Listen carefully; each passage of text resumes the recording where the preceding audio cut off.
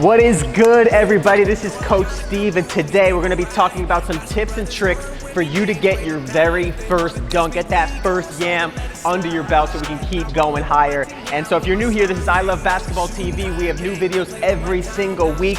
If you're interested in getting your game up, handle, shooting, bounce, hit that subscribe button, hit that bell so you can be the first one. And like I said last week, get that bell going because you don't want to be the one getting dunked on. You want to be doing the posterizing. Let's go. All right, first things first, how high do you need to jump? My initial answer, the first thing that comes to mind is wrist level. But if you can't get wrist level yet, that's what today's video is about. If you can get bottom of your fingers to mid palm, I think you can squeeze one in, and that's what I'm going to try to teach you how to do today, the most efficient way so you can make the most out of your vertical jump and get that first dunk.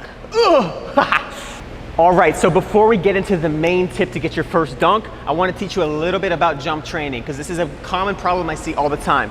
When you're touching the rim or you're grabbing the rim, a lot of times people grab the rim. My next goal for them would be to try to hang on it, meaning getting enough on your hand on the rim to hang confidently and then hang with two hands. And the reason I say that is because I see a lot of people that are touching the rim, grabbing the rim, and they plateau. They stop right there. I don't want that to happen to you. So before you're even going for your first dunk, always be thinking to jump higher and reach down your hand, down your wrist, down your arm, down your elbow, armpit maybe. You get the point. You're trying to reach higher. Whenever you're going for the rim and you're just trying to grab it over and over again, it's fun to grab. I used to do it myself. It's fun to hang, but keep pushing yourself to get that stimulus so you can jump a little bit higher. Because if you're getting close, you're back rimming your first dunk, you might be trying to go the same height every time. Try to go a little bit higher, and that leads me to the number one tip for today.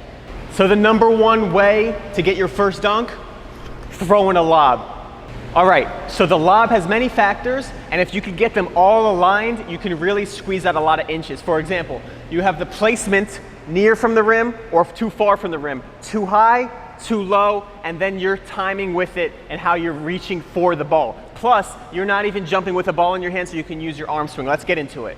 So one of the beautiful things about throwing a lob is you throw it up and you have your full arm swing. So think of that. If you're getting to the ball with the rim, I still want you to work on your dribble dunks, not so you're not like me and you can only throw a lob. Practice everything, but if you're really trying to get your first dunk, try throwing yourself a lob. And you also can use a friend to throw it like this, and you could give them the same tips, but I also want you to practice your own lob so you can practice and you don't depend on anybody to get your first dunk, and you start to learn the timing because that timing is very important. So let's get into the timing.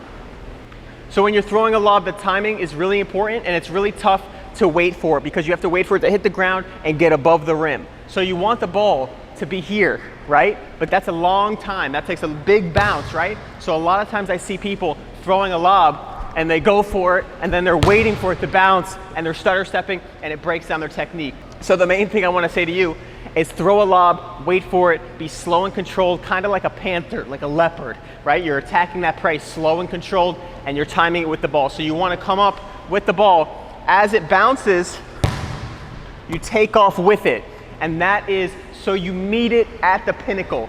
So here is the perfect toss, the perfect placement, the perfect timing. You want it to be right about there, right? Just above the rim.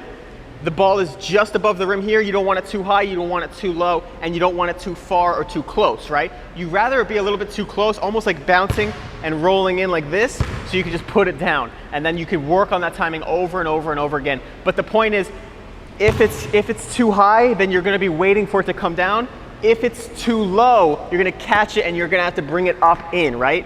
And that little, even if it's right here, just rim level, that little weight that you're catching as your arm goes up and catches the ball is going to slow you down, and it's going to push your timing a little bit backwards where you could have just cut it like this and, and slapped it in. And that makes all the difference when you're trying to get your first dunk. So whichever jumper you are, right, left, right, I come a little bit from an angle and I throw a lob, and I've thrown millions of lobs. So I've got the timing down pretty well, but when you're getting your first dunk, you can just throw them over and over and over again. It's going to take a long time to match up a perfect lob with a perfect jump. That's why it takes practice. That's where the hours come in. But you can practice just your lob. Almost try to bounce it in the rim, right? So look how high I have to throw this. Look at that. And that still was only a little bit over the rim, right? And so if you can get that lob perfect, then you can match your timing of your jump with it, and you run. And one day we'll go over the self bounce that I do, where I bounce it like that as I'm running. But for now, you want it to bounce near the rim, bounce, and land right in the front of the rim, just like that. Almost land it on the front of the rim, like that. And if you have someone throwing it to you, have them do that. Have them almost throw it in like this, because it's almost better for you to get the timing down and you to push it in so you can get that muscle memory of you pushing the ball through the rim. All right, so it's gonna take a lot of practice, but you want your ball to bounce right in front of the rim, above the rim, always above the rim, and I'll tell you why in a sec. But then you're gonna wanna time it, use your arm swing, look at the ball, and the reason why this is so good for your first dunk is because you're looking at the ball the whole time and you're going for the ball, and that's what I mean by too high. I much rather you throw it too high and go get it for two reasons. One, who doesn't wanna catch it way up there and smash it, or too far and smash it? You wanna do that eventually, so you might as well start practicing it. And two, the most important reason of today is that when it's too high, you're gonna reach. Just like I said at the beginning of the video, you need to reach for something out of your reach to stimulate yourself to jump higher. That's what a toss is. So if it's too high, if it's like there, you're gonna go for it. And maybe it's too high and you're reaching, but then you get the rim, right? So that is gonna help you as a jump training method to go for the ball. Not only going to help you get your first dunk, but gonna help you keep jumping higher, which ultimately is the best way to get your first dunk if you're just jumping higher. Let's go. All right, so quick recap. Perfect toss, right by the front of the rim, just above it, the whole ball. So all you do is slap it through, just like that, right? And then that's a high toss to get the ball to bounce above the rim. So you're gonna be patient with it. You're gonna throw it really high, and you're gonna wait here and be very patient and time your jump to go up with the ball so you can meet it at the pinnacle. You don't want it to be going up and wait and coming back down, because then you're gonna have to catch it and that weight of the ball is gonna push you down. Just that fraction of gravitron, AKA gravity, you know what I mean?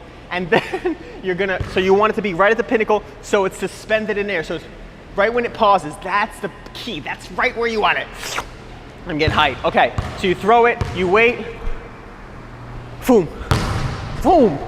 And you see me smashing those because that's how I used to do it. I used to go for my first dunk just like that, reaching my hardest, and I went for the ones that were too far, went for the ones for the too high. So if you're gonna err on a side that you're gonna go for one, go for too far or too high, so that way it really makes you explode, because that exploding stimulus is always beneficial. Go hard every single time. Whew. Go hard every single time, push yourself, go get that first dunk. I wanna see it, let's go. Yo, that's today's video. Don't forget to hit that like button. If you land your first dunk after watching this video, you gotta tag us. Me, I love basketball, you gotta tag us. I need to see that. It's gonna be hype. And if you keep practicing, I promise you, anybody can do it. I really believe anybody can dunk. I'm 5'10", I didn't even believe it. I've seen people at 5'5" dunk. So try this practice. Get the practice of the timing down, get the practice of the placement down. Keep pushing yourself to jump your highest, and you got it. I'll see you next week. Let's go. Big plays, big plays. Can hate it if he try to switch ways. Big plays, money keep calling, I just don't